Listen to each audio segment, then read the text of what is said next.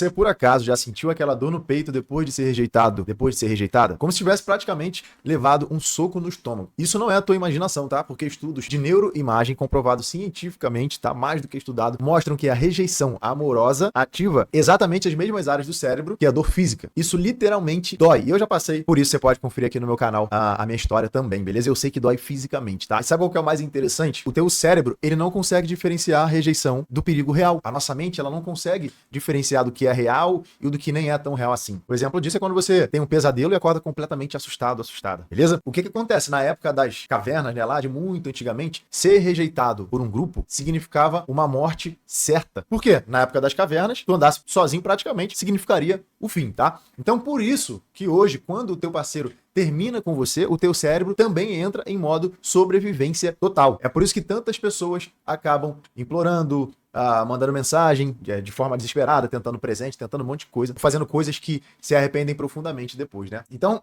isso não significa, não é culpa sua, tá? Não significa que seja uma falta de caráter seu ou uma fraqueza tua. É o teu cérebro primitivo assumindo o controle. E deixa eu te contar, todo ser humano na face da Terra tem a parte do cérebro que é primitivo e que acaba assumindo o controle em várias vezes da nossa vida. Até porque se isso não existisse, quando de repente você ficasse próximo de um perigo, vai que tem um pitbull correndo atrás de você. Quando isso acontece, o teu cérebro primitivo de defesa entra em ação e quando você vê, você já tá correndo, correu tanto que já tá lá na esquina, tá? Então o teu cérebro primitivo acaba assumindo o controle. E nesse caso, em específico que a gente tá tendo como tema aqui, o teu cérebro fica achando que a tua vida está em risco. A verdade é que a diferença entre quem sai de um término de cabeça erguida e quem acaba se humilhando, sofrendo muito mais, não está na intensidade da dor. Todo mundo sente essa dor. A diferença está em entender o que realmente está acontecendo dentro de você. Eu tenho uma frase que eu utilizo muito que é: a grande diferença entre sentir dor e sofrer é quando você significa que você está sofrendo,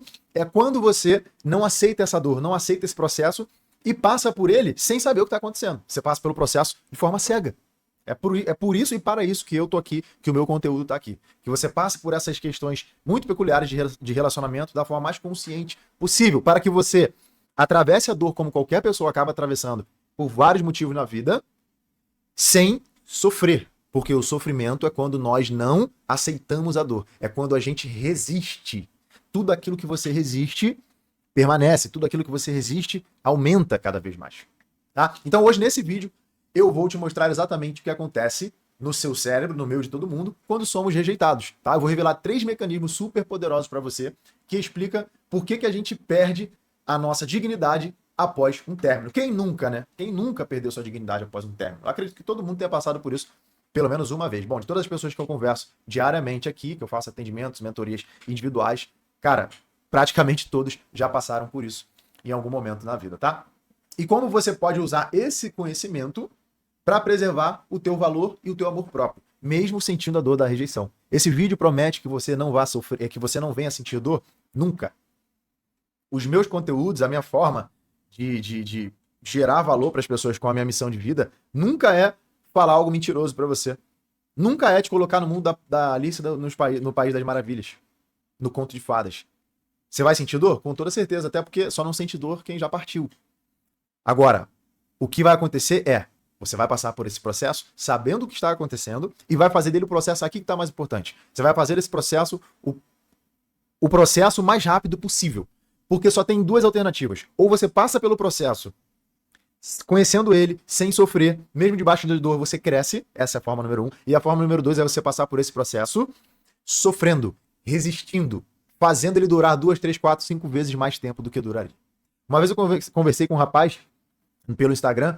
Ele veio de um anúncio de um produto meu na época, e ele gostou muito do que eu falei, assistiu um vídeo de 1 hora praticamente, e um vídeo de vendas, hein? E ele gostou do conteúdo e tudo. E ele conversou comigo e disse a seguinte frase: Brandon, eu estou há 2 anos que a gente terminou. Ela já tá tocando a vida dela, mas eu tenho certeza que ela ainda gosta de mim e eu não consigo avançar. E eu falei, cara, vamos mudar isso e tudo. Eu consigo ajudar todo mundo que quer o mínimo ser ajudado. Não tem como ajudar alguém que não quer ser ajudado. E nesse caso, esse rapaz não queria ser ajudado. Porque ele estava se aproveitando de ganhos secundários, obviamente, né? Porque quando você decide passar pela parte do processo mais dolorosa, sofrendo e resistindo, isso dói muito, sim, mas você também tem algum ganho secundário, que é, por exemplo, a esperança. Então ele, tô sofrendo hoje, mas amanhã, como a esperança da gente se renova, ele fala, ainda existe chance, mesmo que de uma forma muito cega, porque a outra pessoa já estava vivendo a vida dela. Beleza? Então, nosso cérebro tem essas pegadinhas, você precisa tomar cuidado com isso, tá? E acredite, tá? Quando você compreender os mecanismos que eu vou te passar aqui, você nunca mais vai olhar para uma rejeição do mesmo jeito. Porque você deve conhecer alguém que, mesmo atravessando algum tipo de rejeição, algum tipo de dificuldade, é uma pessoa que anda por aí bem plena. Não é verdade? Então, como que pode algumas pessoas sofrerem tanto por uma rejeição e outras pessoas passarem por isso e não sofrer tanto assim? Como que é possível? É possível quando você ganha poder. E como que você ganha poder? Com conhecimento, tá? Então, assim, quando você entender esses mecanismos, você nunca mais vai olhar para a rejeição do mesmo jeito e você vai estar no controle, mesmo quando o teu coração estiver em pedaços. Então, o mecanismo número 1, o ciclo neurobiológico da rejeição.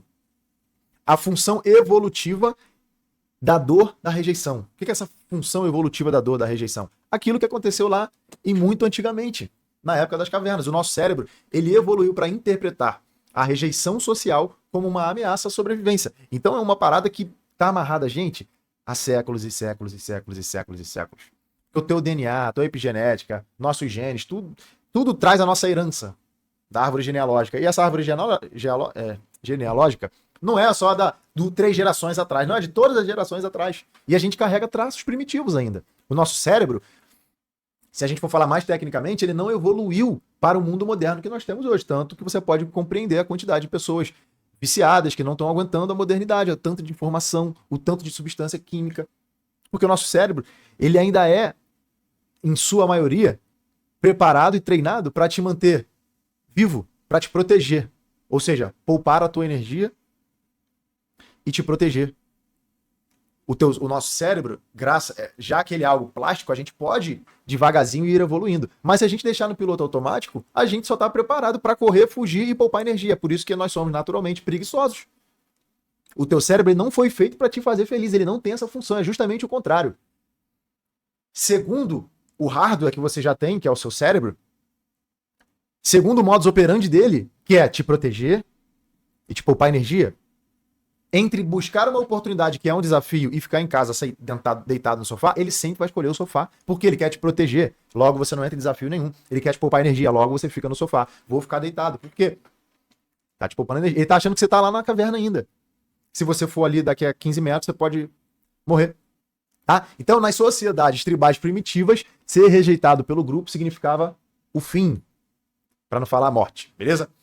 Então, por isso a intensidade da dor é desproporcional à situação atual. Tipo, a pessoa só te deixou, mas o teu cérebro trabalha como se a tua vida tivesse em perigo literal, risco mesmo físico de morte, se machucar, de alguma coisa em torno desse tipo, tá? Então, o que acontece? Nós temos algo também chamado, a gente chama de sequestro da amígdala, tá? Mas para ficar mais fácil, eu vou chamar para você de o sequestro do cérebro racional. Beleza? O que acontece, tá? Não é o sequestro da amígdala, perdão. A amígdala é que faz, você vai entender agora, a amígdala é que faz o sequestro, eu confundi aqui tudo. Beleza? O que é o sequestro? É quando a tua parte racional, aquela que pensa, que toma decisões, que analisa e tudo, ela sai de jogada. Porque nós temos uma coisa que se chama amígdala, e agora sim.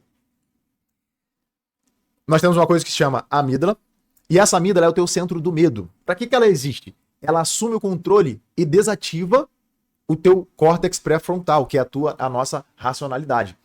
Para que ela existe? Para o caso do pitbull que eu dei de exemplo, mais um outro, vamos supor que você está aqui, isso acontece muito com a mulherada. E conheço marmanjo que tem medo de barata também.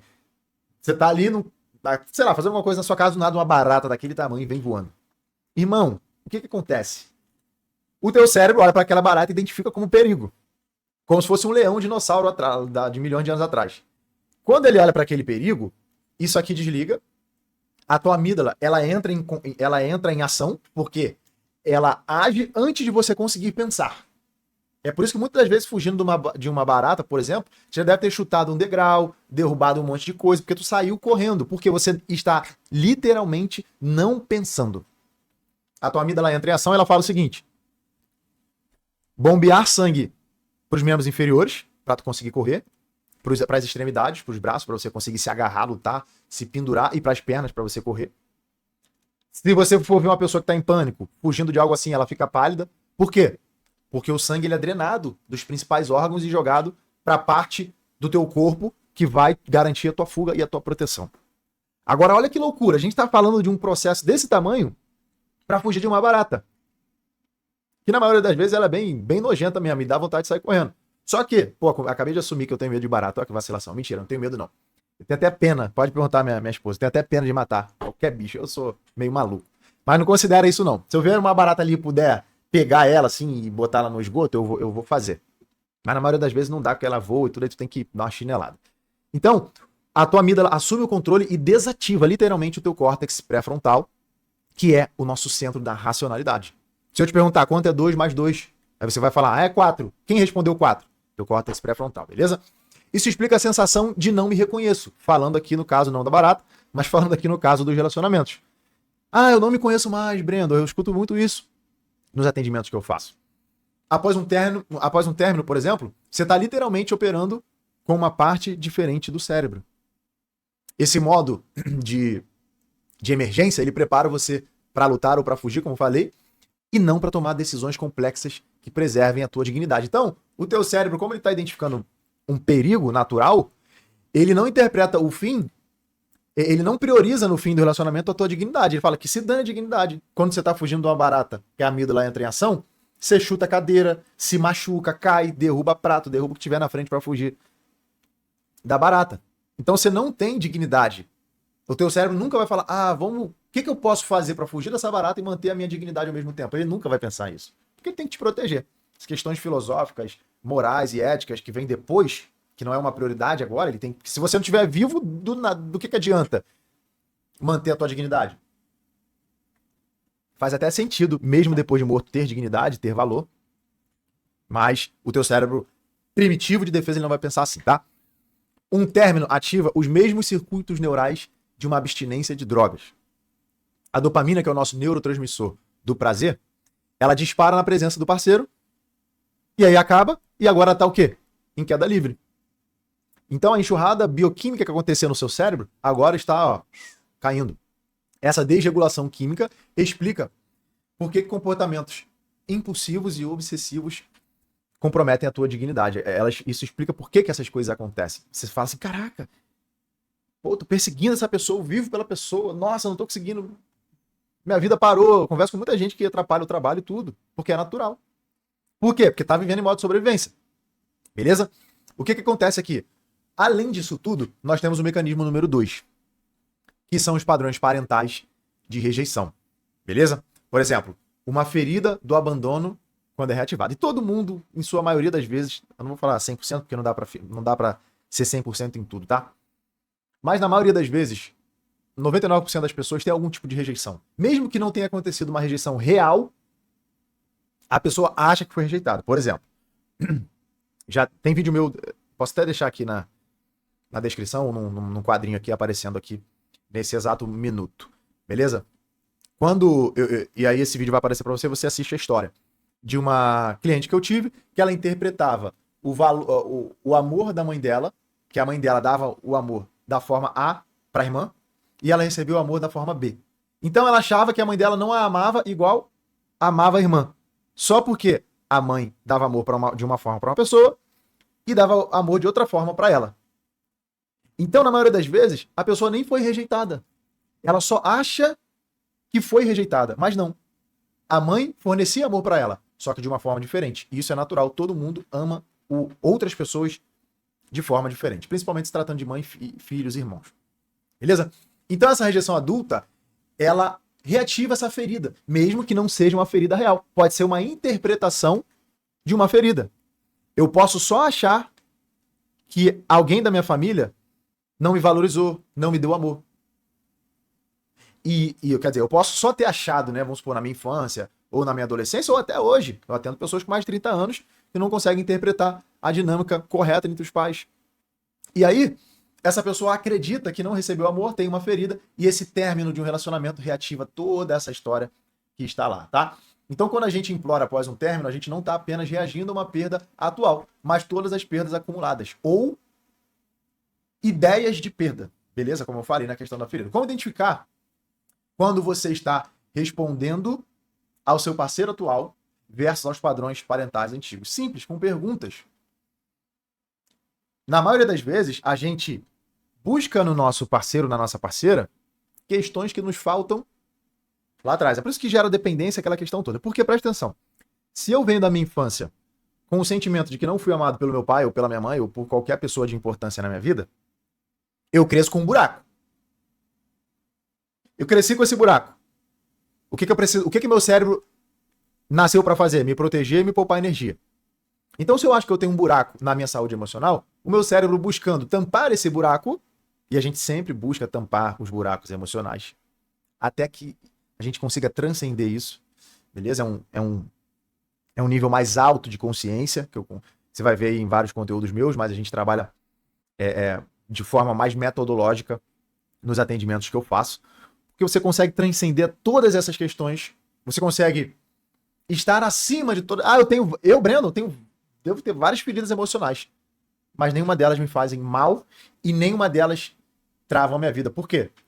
Porque eu já transcendi, eu já consegui olhar para todas essas mazelas humanas que todos nós temos e teremos, mas a gente consegue olhar para todas essas questões com uma visão mais elevada, um pouco acima daquilo que os nossos 5 sentidos conseguem nos transmitir. Beleza? Mas esse é um assunto um pouquinho mais delicado, mais profundo, mais metodológico. Só dei essa pitada para você compreender o seguinte, que é possível você conseguir transcender a todas essas questões. Então, como que a gente para de confundir se é uma ferida emocional que eu tô tendo com uma relação real com meu parceiro, minha parceira? Ficando consciente disso tudo. Então, se eu sou uma pessoa que acredito que meu pai não me deu muita atenção, que minha mãe não me deu atenção, não me validou, o que eu vou fazer? Vou buscar no meu parceiro, na minha parceira. E aí, eu coloco um trabalho de casa impossível dessa outra pessoa cumprir, porque ela nunca vai conseguir chegar perto de cumprir aquilo que a gente consegue cumprir do papel familiar do meu pai e da minha mãe. Impossível. Cada um nas famílias tem um papel. E o meu esposo, minha esposa, vai cumprir, vai tampar o buraco, vai cumprir o papel dela na minha vida de marido ou de mulher, mas nunca vai chegar perto de cumprir alguma coisa que um pai ou a mãe deveriam ter cumprido para você, tá? Então, essa confusão você consegue descobrir quando você fica consciente do que você esperou do seu pai ou da sua mãe e nunca recebeu. A pergunta que eu te deixo é: de quem você ansiou, de quem você desejou mais amor e sente que não recebeu tanto assim? Do seu pai ou da sua mãe? Se você responder essa pergunta sinceramente, 90% do caminho aí já está resolvido. Beleza? A transferência de poder parental. Inconscientemente, a gente transfere o poder que os nossos pais tinham sobre os nossos parceiros românticos. A gente acaba transferindo uma coisa para outra. Quando a gente dá o poder, e aí acontece algo que é muito importante, quando a gente dá o poder de alguém definir o nosso valor, a gente repete o padrão infantil da dependência. Porque presta atenção comigo, se eu preciso que outra pessoa diga ou me demonstre que eu sou uma pessoa de valor, eu já entreguei meu poder totalmente na mão dela. E deixa eu te contar uma coisa. Se a gente tivesse a garantia de que as pessoas ficariam para sempre na nossa vida, que tudo se manteria como Dante no Quartel de Abrantes, essa matemática fecharia, mas não. Você deposita seu valor na outra pessoa. E amanhã ela pode ir embora. Por que ela pode ir embora amanhã? Porque os seres humanos são assim. Beleza? Então, isso acontece em 100% dos casos de dependência emocional. Beleza? De dependência de identidade. E falando em identidade, para finalizar, o mecanismo número 3, que é o espaço, o vácuo de identidade e de validação. O que acontece aqui? Meu restinho d'água. Acontece uma fusão de identidade nos relacionamentos. Como gradualmente a gente vai misturando a nossa vida com a outra pessoa, a gente também mistura a certeza de quem eu acredito que eu sou vinculado àquela outra pessoa. Então o que acontece? Eu vinculo Se você perguntar, Brandon, quem é você? Eu te respondo dizendo quem eu sou com base na minha vida com a minha esposa. Então é natural que a gente faça essa fusão de identidade. E aí quando separa? O que acontece? Você se pergunta assim, como que vai ser minha vida? Quando você está fazendo isso, você está perguntando, sabe o quê? Quem eu sou sem essa pessoa. Porque eu estou há X anos, X meses, X anos, me identificando a minha vida inteira com essa outra pessoa aqui. Eu acordo de manhã em função dela, a gente dorme junto, a gente almoça em função dela, às vezes junto, às vezes separado, mas então tem toda uma vida que está acoplada. Realmente, literalmente se transformou num só. Eu acredito que tenha que ser assim. Salve algumas explicações que não dá para explicar agora, mas não é que a sua vida vai viver 100% dependente da outra pessoa. Você tem que ser feliz sozinho antes, senão você não consegue ser sozinho, feliz sozinho com ele, com ela. Tem alguns parênteses que eu traria aqui se a gente tivesse mais tempo. Só que é natural e é importante que aconteça em algum nível esse tipo de validação, de fusão de identidade. Porque é óbvio, o objetivo de um casamento, por exemplo, é que eles se fundam e sejam um só. Beleza? Só que você, sabendo disso, caso aconteça alguma separação, você já consegue compreender o seguinte, cara, tô me sentindo perdido, desorientado, vai ser uma loucura, tudo 100% diferente, e isso já te dá medo, porque a gente só gosta de ficar perto daquilo que a gente já sabe que vai acontecer. Então gera um turbilhão de muitas coisas. Então esse término ele acaba criando um vácuo de identidade, você não sabe mais quem é, sem ser junto com a outra pessoa, beleza? Isso leva a vários comportamentos desesperados, beleza? Buscando o teu senso de eu, cadê minha vida? Cadê eu? Né? Então isso é completamente importante de você ficar sabendo, beleza? A busca por validação. Quando a gente cria vários circuitos neurais, que é a comunicação que acontece no nosso cérebro para uma informação virar realidade, as conexões sinápticas, como posso dizer, ou o exemplo que eu sempre dou, que é da trilha, né? Você vai fazer uma trilha, aí você passa tanto por aquela trilha ali no mato, que não cresce mais mato, e ela vira um caminho. Isso é um caminho neural. De tanto que você reforça ele, ele fica mais forte. Quando você para de passar naquele caminho daquela trilha, o mato cresce de novo e a trilha se desfaz. A mesma coisa, exatamente a mesma coisa, é no nosso cérebro. Se eu tenho um caminho neural muito forte para ir para a academia e paro de ir para a academia, aquele caminho neural, ele vai falar o seguinte, não estamos mais usando isso aqui, então vamos desfazer. Beleza? E se você cria um caminho neural baseado na vinculação da tua validação com coisas externas, quando você termina esse término, interrompe abruptamente o teu sistema habitual de validação. Você fala assim, tô bem, pô, tem uma pessoa que tá comigo. Isso gera a síndrome da abstinência de validação. Isso sabota muito a tua dignidade após a rejeição. Porque todos nós queremos nos sentir validados, certo? Se a minha validação está vinculada a ela, a pessoa termina comigo, a partir de amanhã eu vou buscar me sentir validado e não vou conseguir. Porque a pessoa veio, deu um soco no nosso estômago e separou e foi embora do nada. Isso acontece muito. Beleza? Então, outro ponto importante. Quanto mais valor damos a alguém que nos rejeitamos, mais comportamentos indignos manifestamos.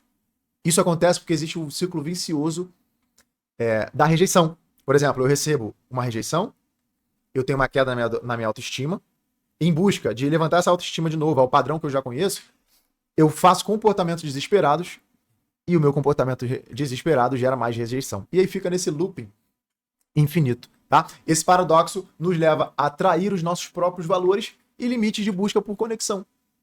É simplesmente uma busca para equilibrar a validação que estava acontecendo. Beleza? Então, isso é muito importante que você consiga trabalhar. O objetivo desse conteúdo aqui é a frase que eu acho que eu falo em todos os conteúdos, não sei se é falta de criatividade ou é uma das coisas mais importantes que eu sempre falo, é que o primeiro passo para mudar qualquer coisa é ficar consciente o máximo daquilo. Qualquer problema que você tem na vida, ele tá vindo para te ensinar alguma coisa para te fazer crescer. Só que você só consegue cumprir isso quando você fica consciente do que está acontecendo, tá? Então, entender esses mecanismos é o primeiro passo para não ser controlado por eles. A dignidade vem da consciência dos teus processos internos, não da ausência de dor. Você consegue, debaixo de dor, ter dignidade e crescer com isso. Beleza? Então, a oportunidade é essa, tá? Se esse vídeo fez algum mínimo de sentido para você, deixa o seu like nele e se inscreva no canal para ajudar a gente a alcançar mais pessoas. Beleza? Que com certeza tem muita gente que acaba passando por isso e não tem jeito. A gente que coloca conteúdo, a gente vive literalmente de like e de colocar, de conseguir inscritos. Mas eu não quero nenhum tipo de ação tua se o vídeo não fez sentido para você.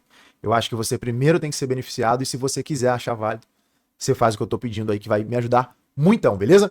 Eu tenho um protocolo Apego Zero, que é o meu método principal, conhecido como uma forma de reprogramar esses mecanismos que eu te trouxe aqui, dentre vários outros, um processo simples de 4 etapas que vai primeiro te permitir sentir e reconhecer o apego, sentir e reconhecer toda essa estrutura emocional que fica vinculada ao relacionamento, beleza? O próximo passo é a gente conseguir restaurar a tua autoestima, fazer todo o trabalho interno que precisa acontecer, tudo isso com ferramentas muito práticas, e depois dessa autoestima recuperada, a gente vai para a etapa de buscar um novo horizonte para você. Não é desistir do relacionamento, não é sair por aí procurando pessoas, é restaurar o que precisa ser restaurado, para você voltar a ter algum tipo de consciência, sair do modus operandi de sobrevivência, sair da cegueira, e ao sair dessa cegueira, esse relacionamento tem como conquistar? Tem. Então vamos fazer o certo para trazer de volta. E se não der certo, você sai completamente reestruturado emocionalmente. Um grande abraço e até a próxima.